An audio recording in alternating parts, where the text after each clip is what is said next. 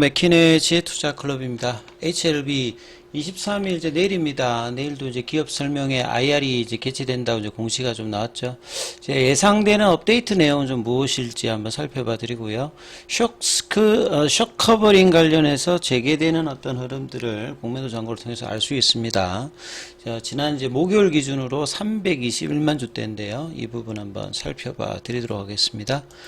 자, 이 오후에 이제 4시 13분 이제 시간에 기업 설명에 관련되는 부분 개최 공시가 나왔는데, 이 부분도 이제 계속 말씀드렸듯이 이 3월 29일 주총 이후에 한 일주일 동안의 시장 대응이 좀 없었던 부분들, 그리고 이어지는 어떤 이제 주가의 가격 조정이 이제 계속되면서 이제 그 다음 주부터는 이제 회사가 다시 이제 뭐 공식 블로그라든지 그 다음에 이제 기업 설명회 IR을 제기하면서 최소한 이제 주에 한 번 정도는 계속 이제 FDA 최종 허가가 나올 때까지는 해야 될 겁니다. 왜냐하면 여전히 뭐 기관들의 리포터가 적극적이지 않은 상황에서 이 모멘텀을 살려주는 거는 결국 이제 회사가 적극적으로 나서는 수밖에 없기 때문에 이런 기업 설명에 관련되는 부분들을 더 적극적으로 해야 된다, 이런 말씀을 드렸는데, 이번 주에도 이제 예상대로 하고 있습니다.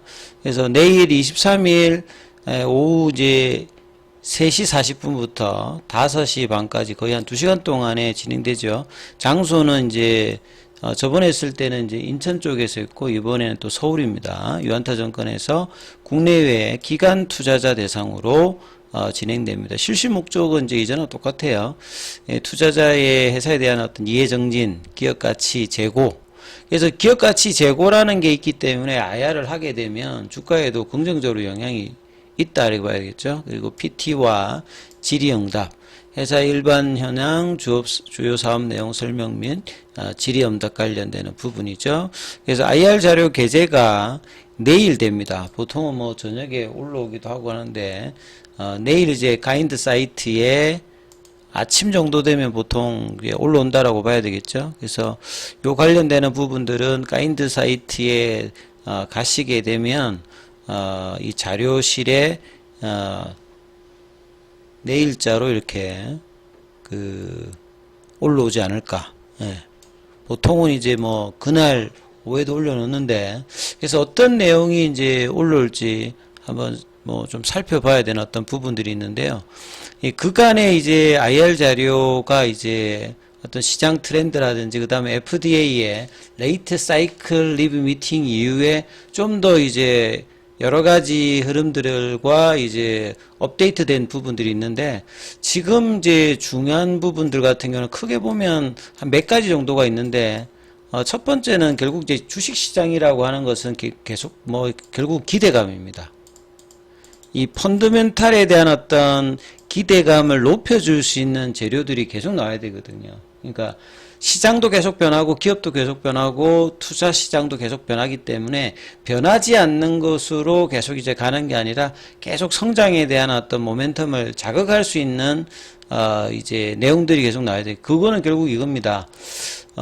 결국 이제 표적 치료제든 항암 치료제든 빅파마들이 이제 갔던 부분에서는 이게 성공을 하게 되면 어떻게 하든지 치료 옵션 자체를 넓히려고 하는 그 행동이 굉장히 강한 분야가 항암제거든요. 그만큼 항암제는 이제 개발하기도 쉽지 않습니다만, 한번 개발에 성공하게 되면 확장에 관련되는 기대감이 있는데, 보통 이제 간암하면 그냥 거기서 그냥 끝나는 갑다, 이렇게 생각할 수 있는데, 간암의 치료 옵션 자체도 이 국소 치료 형태는 보통 이제 수술이라든지 뭐 방사선요법, 요게 이제 국소 치료요법의 대표적인 부분이고, 경구형이든 주사형이든 항암제를 넣어서 혈액에 해서 이제 전신에 이제 암세포에 영향을 주는 게 이제 전신요법이거든요. 근데 이 두 가지가 결합되는 형태가 된다는 말은 하나의 암에도 이제 허가를 받으면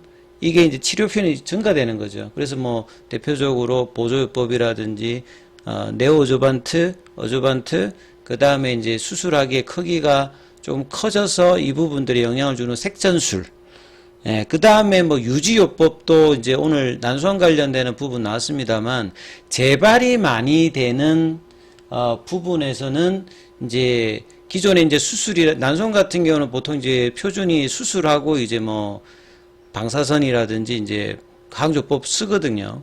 이제 이런 부분을 하고 난 다음에 재발이 많이 일어나기 때문에 요 상태를 일정 기간 1년이나 유지하기 위해서 계속 이제 항암 약물을 투입하는 걸 유지요법이라고 하거든요. 메인터넌스 이제 테라피라고 하는데, 여기에 이제 기존에는 이제 세포독성 항암제를 많이 썼습니다만, 이제 파프가 들어오면서 여기 관련되는 병용으로 또 리보세라님이 쓰시듯이 계속 이제 치료 옵션의 어떤 확장과 다양화를 한다는 말은 결국 뭡니까? 장기적으로 매출 성장에 대한 기대감이죠.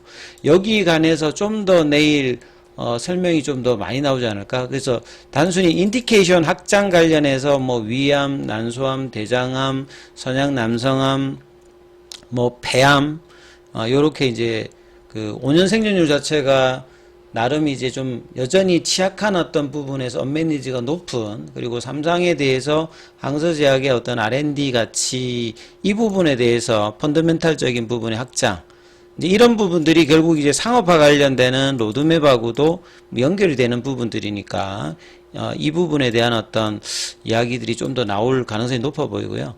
그 다음에 두 번째는 결국은 이제 그 시장에서 수급적으로 요인을 주는 거니까 결국 이제 코스피 이전 관련되는 부분이 뭐 어떻게 되는지, 사실은 이제 뭐 거래소에다가 신청서를 넣으면 한 45일 정도가 걸리잖아요. 그리고 6월 말에 이제 공매도 관련되는 금지가 연장이 될지 어떨지 그때 봐봐야 됩니다만, 자, 그래서 이제 코스피 이전을 어떤 식으로 하는지 뉘앙스 방향 관련되는 부분들에 대한 어떤 시기에 대한 뉘앙스가 어떻게 되는지, 이 부분도 굉장히 이제 수급상으로 영향을 주죠. 왜냐하면 패시브 자금이 이벤트 드리븐으로 여기하고 직결되고 뭐 시가총액이 계속 이제 상방이 되면 여기 흐름들하고도 연관이 된다. 그 다음에 결국은 이제 주가가 과거 같은 변동성을 보이지 않고 상방에 유지할 때 가장 중요한 게 결국은 장기성인데 좀 제대로 된 어떤 이제 수요가 들어올 수 있는 수급이거든. 그게 이제 결국은 외자입니다. 이제 이 부분들은 결국은 이제면은 리보세라님이 우수한 이제 약물의 효과와 부작용이 적기 때문에 허가를 하면 단순히 리보세라님과 캄네리주마브 이 조합으로 확장뿐만 아니라 크로스오버가 많이 된다고 했잖아요. 중국 쪽에서도 이 항서제약 외에도 이제 여러 이제 면역 항암제들이 중국이 많이 이제 드라이브를 했기 때문에 거기와 병역, 그 다음에 기존에 이제 로슈와 아스트라제네카의 이 간암 확장을 위해서 리보세라인 관련해서 크로스오버, 왜냐하면 이제 로슈하고 아스트라제네카가 서로 지금 크로스오버를 하고 있기 때문에, 그리고 간암 1차 치료제의 진입을 번번이 실패했던 머크와 이 브리스톨 마이어스 케어의 병용 관련되는 기대감도 높아지거든요. 간암 치료제 1차에 4개밖에 없기 때문에 뭐 이 바이엘이라든지 뭐 에자이 쪽보다는 면역 항암제 기반으로 늘리려고 하는 요 이제 4대 이제 항암제 강한 어떤 부분에서 이 확장해서 리보세라인 관련된 러브콜이 온다. 이런 부분들이 이제 계속 있다라고 하면 기업 가치 레이팅 관련되는 부분들이 FDA 최종 결과가 지금 포드8정으로 오늘 기준으로 이제 D-24일이거든요. 그러니까 3주 정도 안쪽이니까 이제 기관들도 이제 결과에 따라서 리포팅 준비를 해야 되기 때문에 계속 이제 IR을 통해서 회사에 대한 펀더멘탈 체크를 계속 할 것으로 보여지기 때문에 이런 부분들이 좀 더 디테일하게 나오면서 이 시장의 어떤 기대감들과 이 상업화에 관련되는 부분들의 일정들도 최대한 그 9월달이 아니라 8월 정도로 이제 당겨진다라고 하면 이런 부분들이 이제 상당히 뭐 의미 있는 어떤 흐름이다, 이렇게 보실 수 있겠죠. 자, 그리고 이제 오늘 오전에 나왔던 이 난소암 관련되는 부분 앞서 설명해 드렸듯이 유지요법이라는 게 난소암 자체가 이 재발이 많이 벌어지기 때문에, 그러니까 이제 간암이든 뭐 폐암이든 난소암이든 발견하면 초기가 아니라 이제 3기, 4기 이럴 때 이제 발견되는 그 암 같은 경우에는 이 재발 관련되는 부분에 대해서 부담스러운 부분이 있기 때문에 유지요법도 이 치료 옵션 중에 있거든요. 특히나 난소암 쪽에서는 이 부분에서 좀 중요한 부분이고, 여기에서 이제 항서제약의 또 새로운 어떤 성장 동력으로 좀 밀고 있는 이 파프 관련해서 이 플루조 파립 여기도 이제 여러 이제 세포독성 항암제라든지 면역 항암제라든지 표적 항암제 여기하고 병용을 하는데 여기 또 리보세라님 관련해서 하고 있거든요. 그래서 플루조 파립 관련되는 부분에서도 이 난소암뿐만 아니라 전립선암, 삼중음성, 뭐 유방암 이런 쪽까지 이제 병용 관련되는 학대가 나오고 있기 때문에 리보세라님은 이제 중국에서는 이미 이제 뭐 작년도에 한 7천억 대, 누적으로는 지금 2조 원대 관련되는 부분이 있는 상태고 이번에 난소암으로 이제 유지요법으로 NMPA에서 허가를 받았기 때문에 확장이 계속 일어나고 있다. 그러면 이제 이런 부분들이 여기서 끝나는 게 아니라 기존의 항서제약의 R&D 가치가 많았기 때문에 추가적으로 장진우 IRJ 부사장이 이야기했듯이 적응증 확장을 암종으로 확장이 있고 이제 동일한 암 내에서는 치료편의 확장이 일어나는 거죠. 그래서 그걸 위해서 허가용 임상 자료가 많은 부분이 암종은 이제 뭐 전체가 이건데 여러 가지 이제 치료편까지 확장해서 이제 임상을 하고 있기 때문에 확장성이 상당히 이제 효과나 부작용이 작기 때문에 높을 수밖에 없다. 그래서 자체적인 어떤 부분과 외부의 어떤 러브콜 관련되는 부분으로 성장에도 상당히 도움될 수 있는 어떤 부분이 있다. 이렇게 이해를 하시면 될 것 같고요. 그 다음에 항소제약 같은 경우는 오늘 뭐 0.43 강보합권 큰 흐름이 뭐 있었던 건 아닌 것 같고, 자 우리 공매도 쪽 보시게 되면 오늘 1074주죠. 그리고 이제 지난주 목요일날 금요일날 주가 흐름이 시장 대비해서 좋았기 때문에 아마 그 공매도 잔고의 어떤 그 커버링이 일정 부분 나올 거다 이런 말씀을 드렸는데 4월 18일 지난주 목요일 기준이죠. 그래서 3월 26일에 이제 294만 주까지 떨어지고 난 다음에 다시 이제 300만 주대로 올라와서 330만 주대까지 늘어났다가 이 목요일 날에 이제 거의 한 10만 정도 줄었거든요. 그러면 이제 금요일하고 오늘도 마찬가지겠죠. 이제 이 부분들이 다시 이제 급격하게 줄 수 있는 커버링 관련되는 부분들도 이번 주에 추가적으로 양봉이 계속되면 확인을 할 수 있는 어떤 또 구간에 들어갈 것 같습니다. 그리고 대차거래 같은 경우에는 상한보다 좀 체결이 좀 많은 흐름이었죠.